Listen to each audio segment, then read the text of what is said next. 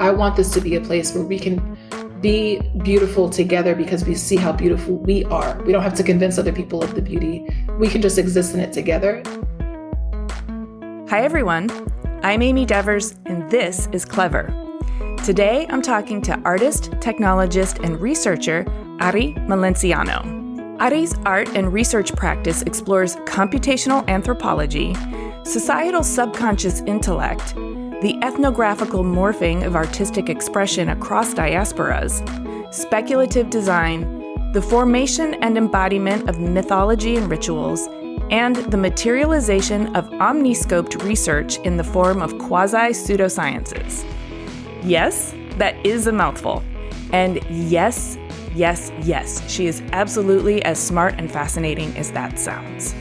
She is the founder of Afrotectopia, a cultural institution that is imagining, researching, and building at the nexus of new media art, design, science, and technology through a Black and Afrocentric lens.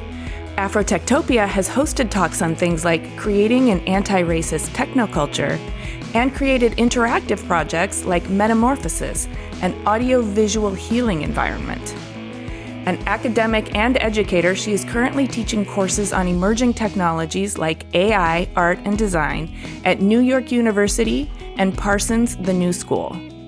Her work has been supported and published by Sundance, the New York Times, the Studio Museum of Harlem, New Museum, MIT Media Lab's Space Exploration Initiative, the National Endowment for the Arts, Dean Journal, and so many more. I'm pretty confident that listening to her will change the way you see everything. Here's Ari.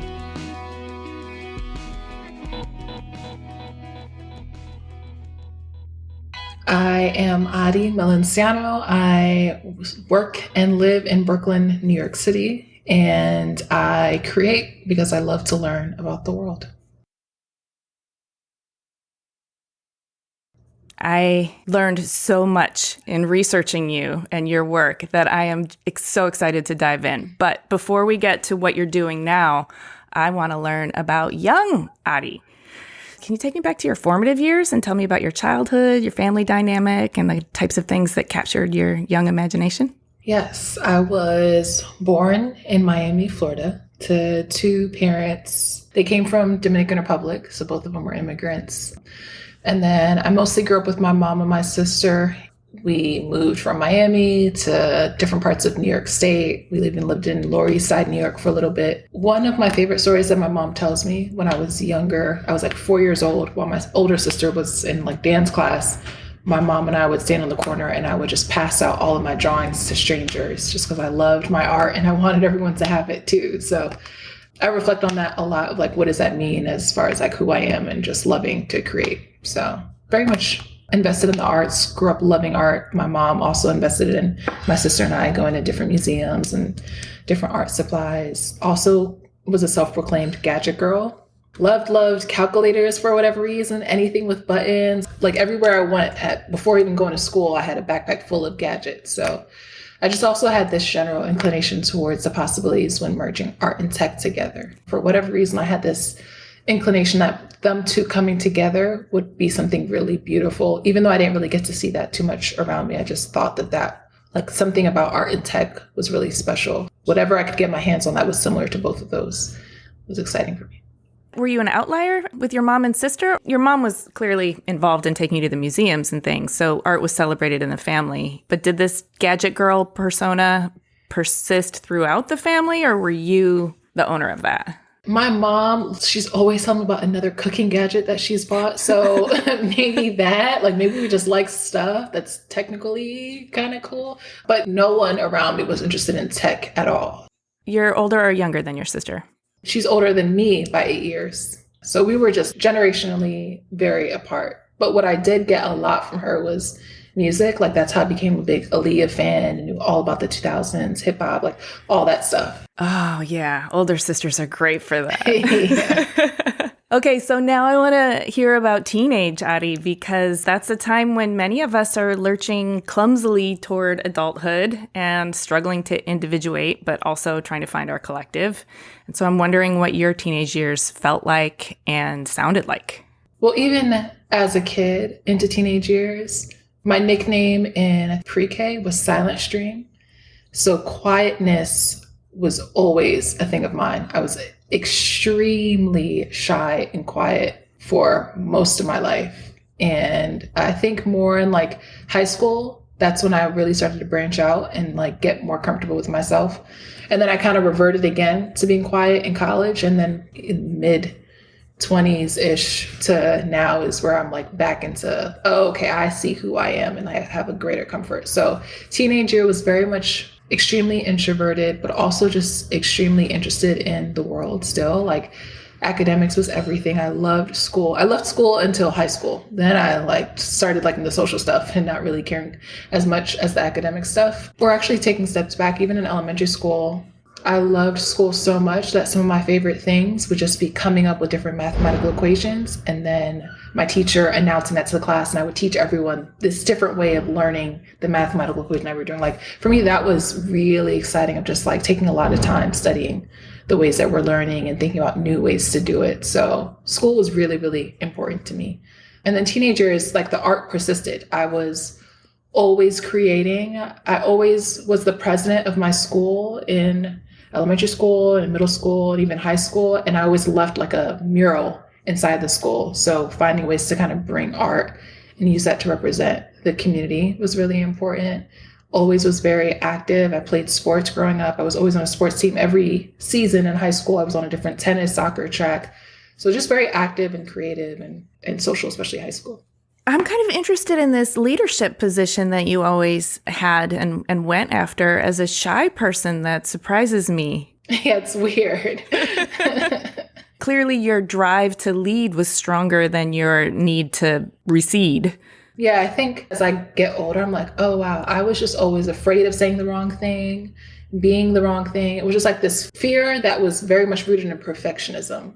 But I also really trusted myself and had a lot of confidence in myself. So it was both like being really quiet, but also just like I see things that I don't think other people are seeing. I've always had this like level of responsibility. Like my mom tells me, you cannot carry the world on your shoulders because everything will affect me. But it's really just, I just really want this place to be better. I see how I can make it better. So that was more of like, I want to be a leader because I want to make it better. Yeah, well, it's all adding up. It's all adding up. So in terms of the college years, you went to University of Maryland for your undergrad. Then you studied in Barcelona for a bit before going to NYU's ITP, Interactive Telecommunications program, for grad school. Can you describe your personal and creative evolution during the college years? Yep, I went to University of Maryland. I really didn't want to go there. I really wanted to go to an art school, but I just didn't know how to apply to colleges. I ended up going to Maryland. Maryland is still an amazing school. Like it's like, and I was paying in-state for a really great education. So that was nice. But I think for me, I also just really wanted to use college as a time to branch out. Like I would go to school, then I would see my soccer coach from when I was like 5 to 18 walking on campus. I'm like, okay, this is way too close to home. I love to see you, but like I got to get out into the world. So I ended up studying abroad for a year in Barcelona because I really just wanted to get very far and kind of just like figure out who I am and that sort of stuff. So Barcelona was so impactful to me as an artist, and being able to live in a city that valued art in the way that I did. Like I just didn't see that around. So immensely impactful. And then it also, in being in Barcelona, there's La Messe Festival, which happens at the end of the summer. In that festival, the Moment Factory had projection map on top of La Sagrada Familia and did this amazing bringing to life of this old church through technology. And that was so much of what I had wanted to do as a kid. I just had never seen something like that. So that was so impactful. And I would see that when I would travel all around when I was in Europe for that whole year. Like going to Portugal, there were a lot of like different opening kind of ceremonies where they did a lot of projection mapping onto buildings. So that was very exciting. And after I left there, I knew that that's the kind of work that I wanted to study, to do a profession like that. So I went to grad school and did creative technology at ITP. So it was impactful in so many ways. Did it satisfy a little bit of that craving to experience the rest of the world? Or did it just kind of open a can of worms too? It did both. I traveled before. I didn't travel much as a kid. Like I had gone to the Dominican Republic one time and went to Spain in high school for some program. But that was the first time where I was like, oh, wow, like the world is huge and I'm so small. Like that was really exciting to be in the midst of so many different cultures. Like I was in college drinking in the US. That doesn't start until 21. I could drink at 18, like be at a restaurant and have pizza and wine. So that was really exciting. But just like being around different people, I think it just opened me up in so many ways. And I was there on my own. I didn't know anyone there. So I'm already a very independent person, but that like really made me even more independent. But yeah, that moment was everything to me. And it also just like, it showed me that there are people out in the world that really, because growing up in the US, like it can be artistic in different areas, but there are actually like cultures that are immersed in the arts, even if they don't actually even realize it, they just live in such an artful way. Yes, that was really a big realization for me at one point too. And I love that you're doing your part to re-artify the United States or from wherever your work is emanating from. Speaking of your work, I'd love to talk about your career trajectory. I know you're an artist, creative technologist, a researcher, educator, academic speaker, and so much more than that. You hack synthesizers, DJ. I mean, it's amazing the breadth of your interests and skills and the way that you put them together to create work. But I'm deeply interested in Afrotectopia. And you founded that in 2017, and I sort of did the math. Was that during grad school or right after? Yeah, during my second year of grad school, founded that. That really came from a variety of different experiences. One being finally in a program, and it just felt like a dream come true, where all the things that I loved were happening at one time simultaneously. Like to be able to learn technology in a way where I had been so intimidated before. Like I had gone to a science and tech magnet program. High school really didn't touch the tech. I would let the guy in my group kind of lead it. And just because I didn't feel confident in myself and I didn't feel like I knew what I was doing, and it stopped me from even trying. So to go to a tech program where I had this natural affinity towards art and tech, but didn't have the comfort of computer science to approach it, to be in a program that taught it in a way where I could bring my artistic skills, like that was a superpower that I had. I didn't have to rely on knowing all these different coding languages. So that gave me a huge confidence boost. And then to go in and create, and I'm learning all of these things about physical computation and creative coding, but I have all this art way that I want to apply to it. That was everything. It was a dream come true.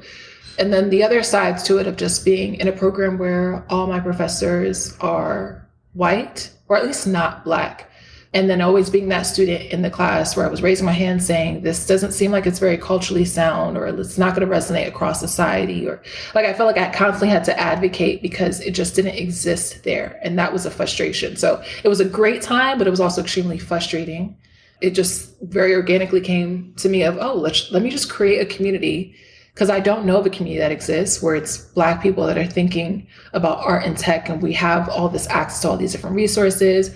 And I want to make sure that Black people can see themselves in this space, because I didn't really see myself in the space. For whatever reason, I had that inclination, but I didn't see anyone that was doing any of the stuff that I'm even doing today that looked like me. So it was trying to figure out, how can I bridge a community together where we can build each other up and show each other all these different tools and resources, and then also show the world that this community exists and that we should be tapped into and invested in. It just didn't feel like there was much effort in making sure that this kind of people exist in these different programs. Because what was happening in my own program was happening across academia. Like generally, academia is very racially inadequate. Generally, technology is extremely racially inadequate. So I think just like, for me, it was very much of, okay, how can I show that this is something that is really valuable, both to ourselves and to others?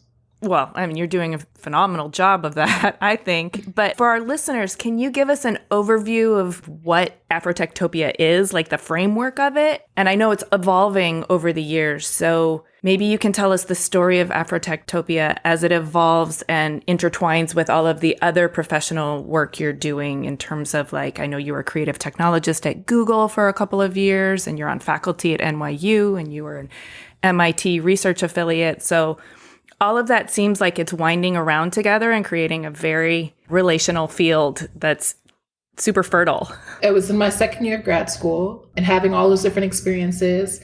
And so decided, okay, I really want to create this festival that creates this community and brings all these different people together. So I told my program about it and got immediate support. One professor of mine, Nancy Heckinger, just met with me all the time to help me build out these ideas. And she would say kind of like to slow me down because I wanted to create a week-long festival. And she was like, let's just do a few days. She was my brakes. And I also, the chair of my program, immediately introduced me to whoever he could just to get some support in that way. So it felt great to be a part of a program that maybe they didn't know how to do it themselves, but they saw someone that was really interested in doing it and they invested. So I had a lot of support in that way. And so it started off as a festival. We had it for a weekend. It sold out very quickly after being announced and really didn't take much marketing. It was just putting a few things up on Instagram. And I think it was just something that people already really wanted. And so people found their way to it and it just spread like wildfire. And it's been kind of like an organic sort of success in that way of just like, it's reached people that it needed to reach. And those people have really wanted something like that to exist. And so we all kind of just like built it up. And so it started as a festival. And that was during my second year while I was also building out my thesis project. And then after wrapping my second year up, I had Afrotectopia still, and I was trying to figure out what to do with it. When I graduated NYU, they asked me to stay for an additional year to be a researcher. And so there I did a lot of research on societal implications of big tech. And so while I'm doing that, I'm also still thinking about Afrotectopia. What kind of programming can I do to make sure that we're having all this fun with tech, but we're also studying the ways that this can be really harmful and getting ahead of it and not letting these corporations dictate how we live our lives without any intervention on our part. So that was when we started to do a lot of programming at iBeam, which is a big art and tech institution in New York, and do things like have an anti-racist technoculture manifesto building. So people in the Afrotopian community, we could do that sort of program. So it was a lot of just like, I already had a lot of connections within other institutions in the city. And it was, how can I bring Afrotopia into that? And that's generally been how Afrotopia has existed as a student at NYU. How can I bring Afrotopia into the community there? Through my research affiliate with MIT, that was also of a similar nature of, I was asked to do research at the Space Exploration Initiative based off the own work that I had already done. And so for me, it was, okay, well, I already have this community that could be really exciting if we kind of bridge these two and do work in that way. But I think also the way that I've approached Afrotopia has changed over time. When I first created it, it was very much of, I see a lot of problems going on and I want to fix it. I want to diversify big tech. I want to show people that we exist. Of course, I want Black people to see that we exist too, but it came from a very oppositional kind of energy of like, I'm really frustrated and upset with the world and I want to change that. How it changed was more of, you know what, this is the way that the world is. And that even, it makes me reflect back to when I mentioned of like always wanting to be the president. I think for me, it's also kind of just like understanding this is the way that the world is. And it's not always about fighting to make it what you think is better. Sometimes you just have to like accept the world as it is and just do your part in your own little area. And so for me, that changed the way that I looked at Afrotopia. I don't want this to be a tool where I'm constantly being an activist in the traditional sense of like fighting the world. I want this to be a place where we can be beautiful together because we see how beautiful we are. We don't have to convince other people of the beauty. We can just exist in it together. And so it became much more of, let me look inward. Let me make sure that when I design this festival, it's not about us replicating the way that conferences are traditionally held. If we have a bunch of panelists and everyone's looking to those people on the stage, but you're not looking at yourself and all the things that you already know. It was, so for the second one, it was very much, for one, let's understand who we are and let's really revel in that. Let's also empower everyone that's in the room. So instead of having a bunch of panels, we had community conversations. People could gather and they could all contribute their insight because it was just elevating how we all know something. So let's empower each other. And let's design this future, not based off of what's going on in the present and what other people are doing, but the future that we want to build. So it's much more proactive as opposed to reactive. Afrotopia has kind of existed in 3 different phases. It entered the 3rd phase of, let's not even just design the future based off of what we know, but now in this 3rd phase with MIT and doing all the space exploration work, but through a cultural lens of Afrotectopia, let's actually exit this world and let's design a whole other world that doesn't even exist. And so that's what we've been doing for the past couple of years. And it's also been really small. It's just been 4 artists, myself included, and 3 other artists. And we are collectively, as Afrotopia, as like a node inside of Afrotopia, thinking about what is space like, but through this cultural lens, and just working with each other turning all of that work that we've done, the art renderings and the research, into this book that we're actually going to publish this year. So Afrotectopia has changed even philosophically, of being the space that is challenging the norm, to eventually let's just look at ourselves and really champion ourselves, to then even let's exit outside of this world, to also being a place that has existed with a lot of people and then increasingly gotten smaller and smaller, which is very non-traditional to the way that I've seen really want to see Afrotectopia kind of exist in the world and other spaces like that. I think we really incentivize, and just like the capitalistic nature of our society is, we really incentivize scaling and growth in a numerical way. I'm just generally a much more intimate person, especially being very introverted. I value so much more the ability to be intimate and to really build trusting relationships. And so as opposed to kind of getting bigger and bigger, as it easily could have, it's been much more, how can I just make sure that this is something that's a space filled with a lot of trust and working with people where we all really just enjoy being around each other. And so it's grown from there. But also with Afrotectopia, it's something that I've built alone as a sole founder, and it's something I've managed alone as a sole producer. And I think that takes a lot of wear and tear. So I'm thinking even just personally of just like how to navigate that, of being a human being, but also when I'm involved in Afrotectopia, I'm now an institution. I'm no longer just this human, and people see me as an institution. Having started off as a student where you don't really mind doing free work, but now you're an adult and you have to sustain yourself. And I see these kind of problems happen a lot with people that just really want to do things for the world. And they start off when they're really young, but then they have to figure out as an adult, like, how do you turn all of that into something that's really healthy for you? So now it's in the space of figuring that out. What I am hearing is, as you sort of go from traditional conferences down to a more collaborative, self-reflective collective, your outputs are still open source and available to all. So it's not like you're keeping it for yourselves necessarily, but you are guarding the space in which it's created so that it can't be compromised by just being diluted or depleted, or people not feeling safe or totally comfortable, or not seeing themselves in it. And so in general, in the way that I've learned that you have approached this, there's a caretaking to it that's really, really, really powerful. A concentration of energy and intimacy that seems to me to be, when you concentrate something and at its epicenter, it has all this potential. If that potential is shared in a way that doesn't deplete the concentration at the epicenter, then it does seem sustainable. And so much of that seems like it is a process of caretaking and making sure that you keep that nucleus kind of nurtured. Yeah, exactly. It's like you really have to protect it. It's a lot of emotional work. And it's also, when you're building for a community, it's about race, and it's the Black race. There's so much that's in that. And so for me, I've always been very cognizant of, there's just a lot that's going to exist inside of a space when it's a space that at the core of it is very much about race and about Blackness and just all that comes within that. And I think also, just as you were saying, it's like you have to preserve yourself, because when you're approaching something that fragile, so much care goes into it. Every little thing matters. So I think for me, I've learned that a lot of, for when I have to protect myself as a human being and my energy, because all of that's going to enter the space, but I also have to protect any sort of energy that's happening inside that space, because as you mentioned, it also very much, the biggest thing is that it's helping way more people than have access to it. Like it's always been very hyper local to New York, just because that's where I am. And then when the pandemic happened, that actually was a great moment for Afrotectopia, because it allowed me to see, oh, I can actually do things online. And now it's reaching people that have been emailing me to have things in their cities, but it's way too hard to get to. So with our fellowship during the pandemic, we had people that were in different parts of Europe, different parts of Africa, all over the world, that were all coming together and thinking. So I think that was really special, but it's very much about how can you protect that core and that energy when it's so sensitive.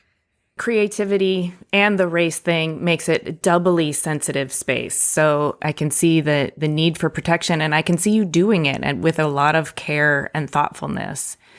And I'm wondering how you balance your own sort of career trajectory outside of that. You're taking research affiliates, you're teaching at NYU, you're doing stints at Google. while they seem to complement each other, I'm wondering if they do actually complement each other within you and within your own thought process. Ideally, they would complement each other. Theoretically, they would. In real life, they do not. They take energy from each other. So with the research affiliates, that was great. Like with MIT, that was amazing because now this is this intellectual space that I get to use as a foundation to empower the community of Afrotectopia. So that works really seamlessly. And then also my relationship with ITP, that's great because I have such a great support system at NYU ITP. And so whenever I want to bring in Afrotopia and related things, I can do it. I even created a course called Afrotopia and Ecologies, and I had that for 2 semesters where students could come and we could learn all about these different philosophies and ways of engaging with technology really critically. Yeah. With Google, so I worked there full time for 2 years, and that was my first time working in a corporation. Ideally, that could have been a space where I could have built all the things going on around me, but that actually became a time for me to retreat because right before Google, I had just been doing so much working. I was running Afrotopia, I was doing my own residencies, I had my own freelance work, I was teaching 5 different classes, I was also an architecture student taking 4 classes. I was doing an insane amount of work, and it was just overworked to the point where I just became depleted.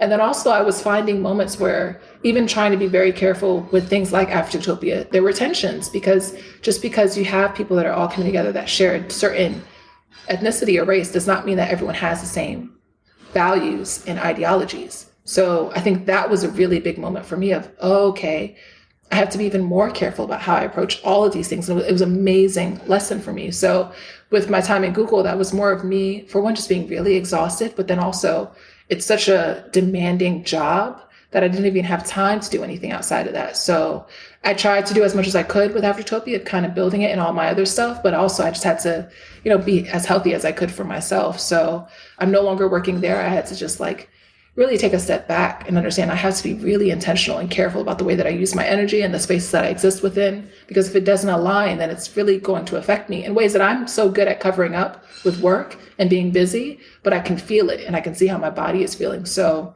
now that I've taken a step back and I'm a month away from that moment, now I'm just thinking really critically of what is it exactly that I want to do and where do I want to put my energy? Yeah, where do you want to put that energy? Well, I want to unpack that a little bit, but before we do that, I really want to get kind of deep into your creative process because it is fascinating and I want our listeners to hear all about it. One I would love to hear about is metamorphosis because, it's just very exciting.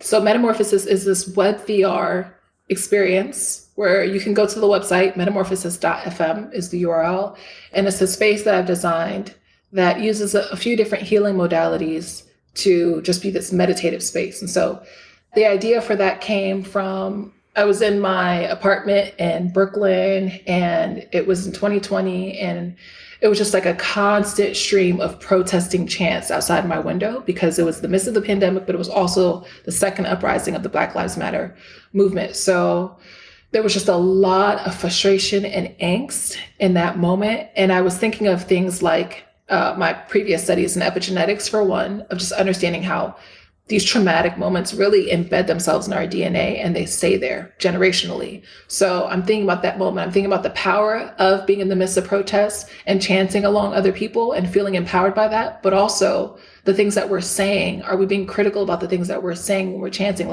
As good as it can feel to in sync be with other people chanting the same thing, also being mindful of what it is that we're saying because we're encoding that in ourselves. So things like, I can't breathe and no justice, no peace, the energy around those things, it's a lot for someone to continuously say. So I was thinking about, is there a way where we can kind of reverse the impacts of epigenetics? Is it even possible for it to not be only about pain impacting our DNA, but pleasure impacting our DNA? If we meditate enough, can that reverse something? So I wanted to create a space where it was built off of the past studies in epigenetics, but also my studies in psychogeography of this area of studies where it really focuses on your environment impacts you psychologically and how things like if you enter a church or an older bank or just a place of a lot of importance, the ceilings are much higher.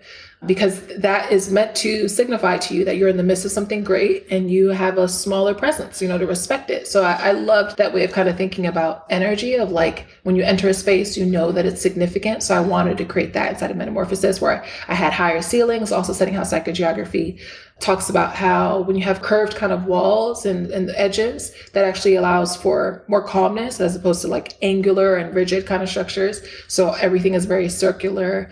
And then also sonically, how different Eastern cultures understand the relationship between different frequencies and different energy centers, like your chakras. Being someone that has studied sound design for a while, I wanted to create soundscapes that merged both the Eastern philosophies of sound with also the utilization of percussion in different Pan-African movements, like with the Haitian Revolution and the use of the djembe drum, and that being a communication method. So blended djembe drums and other African percussive tools with Eastern philosophies on sound design and chakras, and created a soundscape for each of your different chakras as you move through the space that's just like very hopefully inspiring. I love the energy and the intentionality at the base of it, which is, if epigenetics encode traumas on our DNA, what can we do to either heal those traumas or to counterbalance them with a sort of positive encoding? And I can see you thinking like both a healer and a technologist and, of course, an artist in all of this.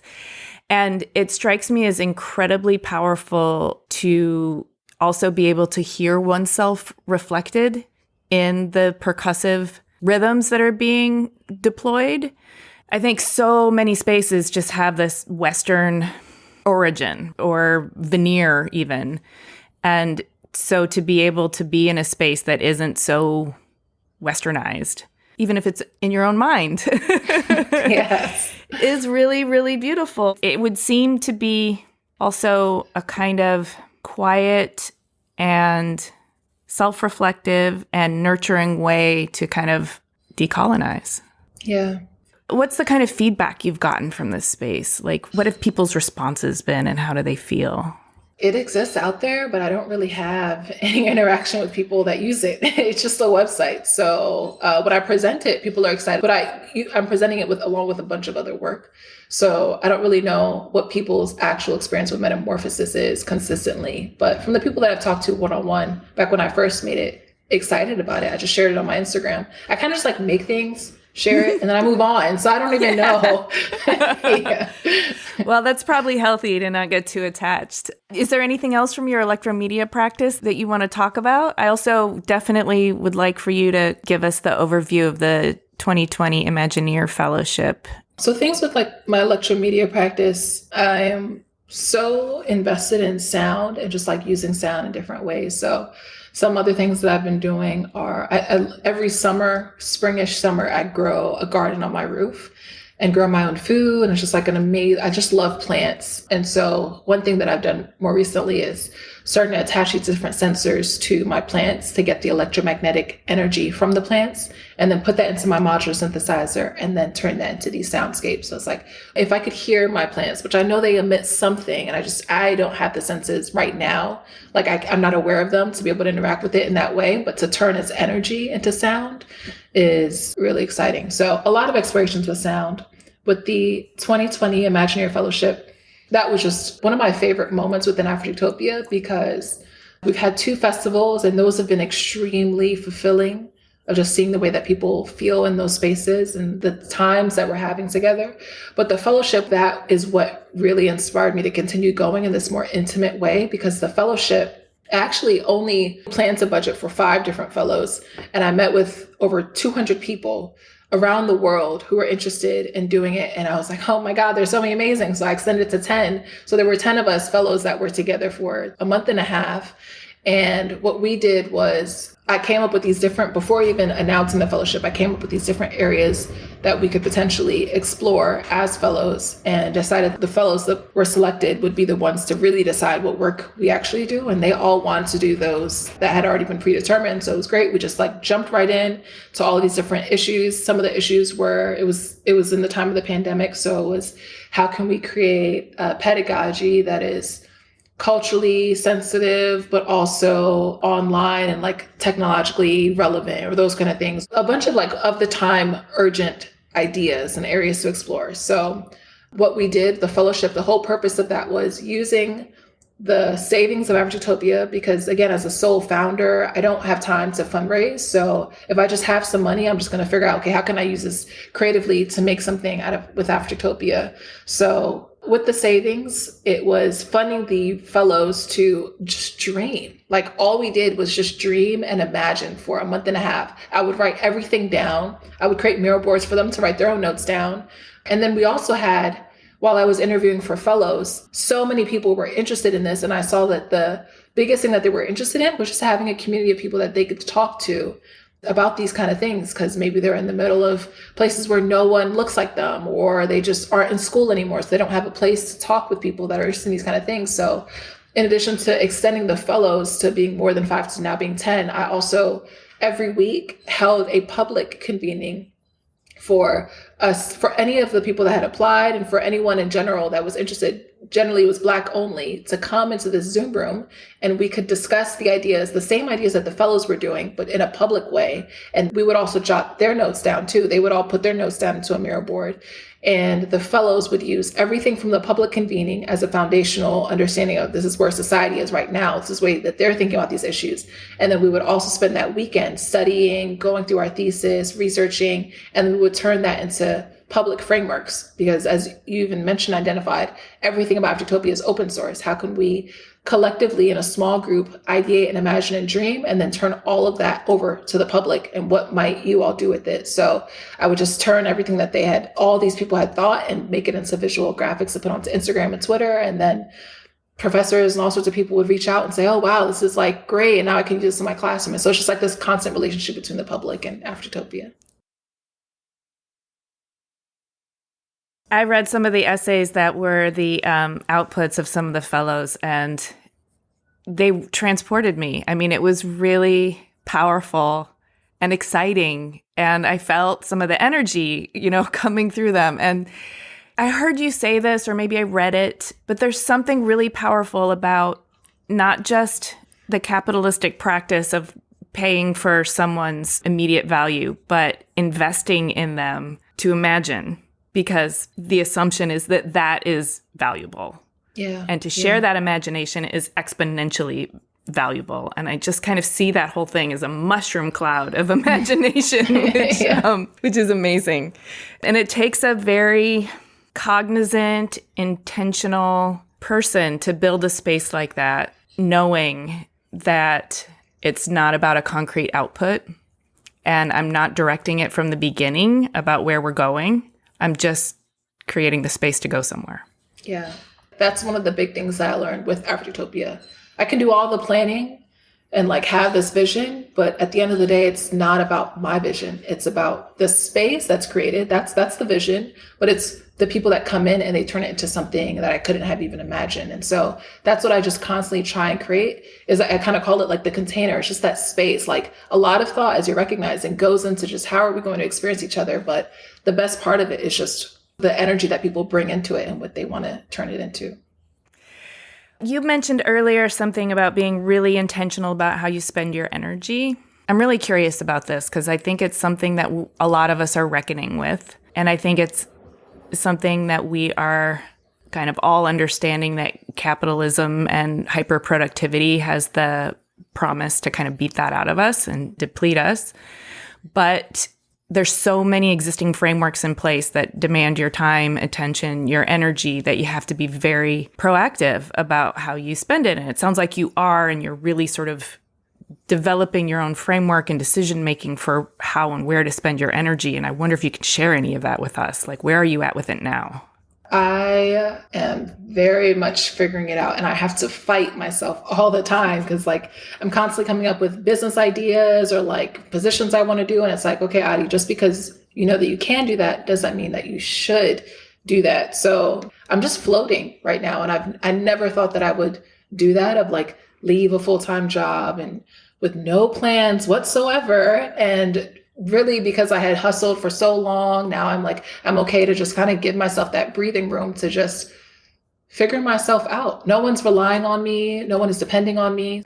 I think also me just understanding life is so much more than what we're taught to believe. And it's not all about clocking in every day. It's not all about capitalize. Like I used to be the kind of person where every moment had to make money for me. I was doing 20 jobs at one time. Like anytime I had a free moment, it was all about, okay, how can I make money here? And I think that can be really like addictive because it's like you're building your savings and you're doing all these great things, but then you're not really paying attention to who you are. And towards the end of last year, what I was recognizing was I already had this idea that I wanted to go into 2023 way more about my body, way more about the human, and less about the machine. And as someone that was working in big tech, I was spending 14 hours in a day staring at my screen, and I wouldn't eat all day because I was just so busy. And like, it was just, and I wasn't taking care of myself. And so for me, it became, okay, the number one thing is cooking for myself, like really simple things, cooking, walking, tapping into all my senses, like all of those sorts of things. But then it's also, okay, I've proved myself to a lot of different people. There's nothing to prove. It's more of just understanding myself. And I really wanted to devote a lot more time to understanding, okay, now, you know, if you work really hard and you put stuff out in the world, something can come of it. So what do you really want to do? Like what makes you really excited? Not what you're good at, but what like really makes you fulfilled and makes you excited to wake up. And when I wasn't doing that sort of work, but I was finding success, I was like, okay, well, this is a moment where I have to take that leap. I mean, life is all about what I told my friend the other day was really life. What I've understood it to be is you're just that bird that's on a cliff, and you either decide to stand on that cliff because that's where it's safe. You jump and you fall and it's a failure, or you jump and you realize that you can fly. And for me, I'm like, I don't want to keep standing on that cliff and doing all the safe stuff. And that's what I did for a really long time, of just like hustling, but also doing a lot of safe stuff that I was really comfortable with, because I knew that there was just constant yearning to do something else. And so I don't even know what that looks like even today, but I just know that I had to just try to just give myself some time to listen to myself. That's what you're doing right now, is listening to yourself and tuning into your own like regenerative cycles. Is it time to start planting on your roof yet? Not yet. It's still too almost. Yeah, I hope so. I'm not the best gardener. In a few weeks, I probably will start going and getting some seedlings.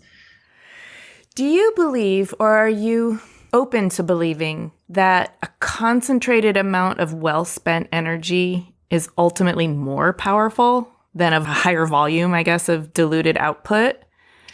That's what I'm figuring out. That's one of the number one things I'm trying to figure out, because as I've grown up, I've definitely very much been someone that has their hands in a lot of different stuff. And people would, even in middle school, I remember I was trying out for the basketball team, and the coach was like, Adi, you just came from theater. Like you just were in a play, and now you're trying to, like, you have to pick one thing. And that's what people would tell me is, Adi, pick one thing. And I would be really frustrated by that, because I'm like, I don't want to pick one thing. Like I love all of these different things. What I did to come to peace with the fact that I see other people getting really great at one craft and finding a lot of success in that, while I'm trying to DJ and then also do a video artist, and then also be a painter. And what I came to peace with is, okay, for me, it's not so much about success at this younger age. It's more about, I really am invested in all these different ideas. And by working a little bit in all these different areas, decades down the line is when it's all going to come together. But I don't know. That's just the story I tell myself. For me, I'm really trying to figure out if I should narrow in this time that I have. Like, should I just focus only on making amazing DJ mixes, or should I focus on painting? Or like, I still don't know what to focus on. And so what I'm really finding is I just have to listen to my body. And what really makes me excited is being able to spend a couple days in Ableton doing a lot of sound production and leaving it for a couple weeks and spending it doing something else. And I feel like for me, it's just the creative energy that just flows through a bunch of different stuff. And it's not so much about this one craft, because I can't imagine one craft ever satisfying me in the way that just being creative and just like moving through different things satisfies me. So I don't know the answer to that. I just know for me personally, it works really well to be diluted and unfocused. Well, but at the same time, it sounds like you're honoring your need to fill yourself with all of these different interests.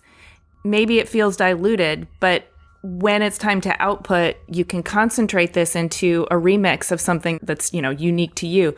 And as you were describing that, it reminded me, I'm watching this movie about regenerative farming. There's a way to heal the soil, and it's not a monoculture. It's by planting many species in the same area. And it makes the soil have a more biodiverse, like microbes and all the organisms and all the composted material that goes back into the soil is more beneficial because it's more diverse. That's what you're doing. Yeah, thank you. You're filling yourself with many species and becoming a very, very healthy, rich, kind of fertile place for things to grow from. Thank you. That's what it feels like. So I think it's also just like listening to yourself. Like society will tell you, focus on one thing, but you just have to listen to what works for you. Well, I love that you're in a space of listening to yourself and listening to what works for you. You know, normally at the end of this, I like to ask people what's on the horizon. I don't even want to ask you that right now because I don't want you to have to, I don't know, pick something. But if you had a hope for some unexpected outcome of this time that you're giving yourself right now, what would that be?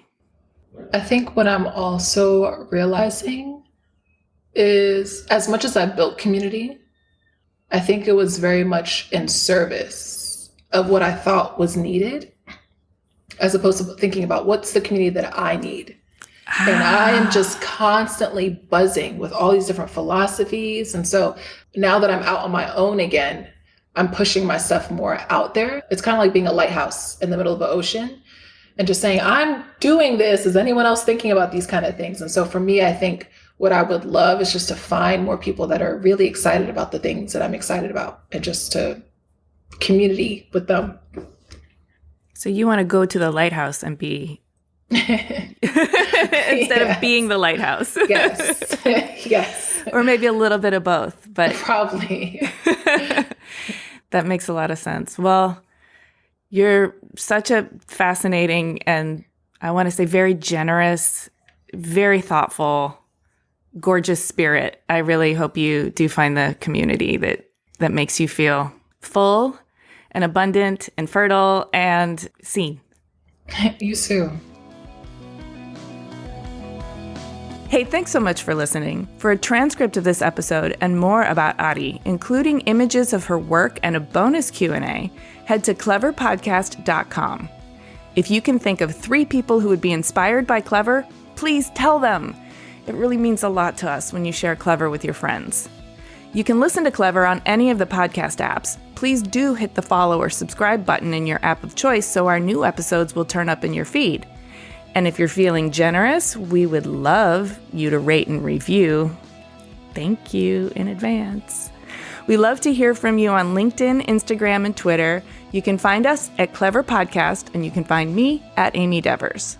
Please stay tuned for upcoming announcements and bonus content. You can subscribe to our newsletter at cleverpodcast.com to make sure you don't miss a thing.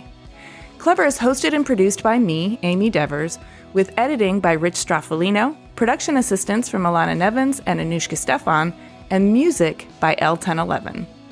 Clever is a proud member of the Surround Podcast Network. Visit surroundpodcasts.com to discover more of the architecture and design industry's premier shows.